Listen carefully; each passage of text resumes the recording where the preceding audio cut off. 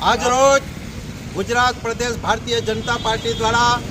છોટાઉદેપુર જિલ્લાના સંગઠનની આખી ટીમ જાહેર કરી છે। આખી ટીમને અમે ખૂબ ખૂબ અભિનંદન આપીએ છીએ અને નસવાડી તાલુકાની અંદર અમારા છોટાઉદેપુર જિલ્લાના ઉપાધ્યક્ષ તરીકે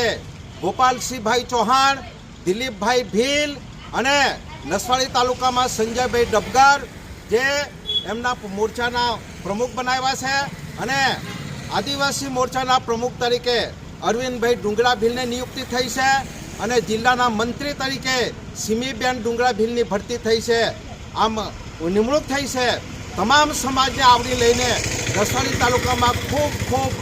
જોરદાર જે આખી ટીમ બની છે એમાં ભારતીય જનતા પાર્ટી ગુજરાત પ્રદેશનો આભાર માનીએ છીએ અને જિલ્લા ભાજપના પ્રમુખ ઉમેશભાઈ રાઠવાનો પણ ખૂબ ખૂબ આભાર માનીએ છીએ અને આતશબાજી સાથે આજે અમે તમામ જે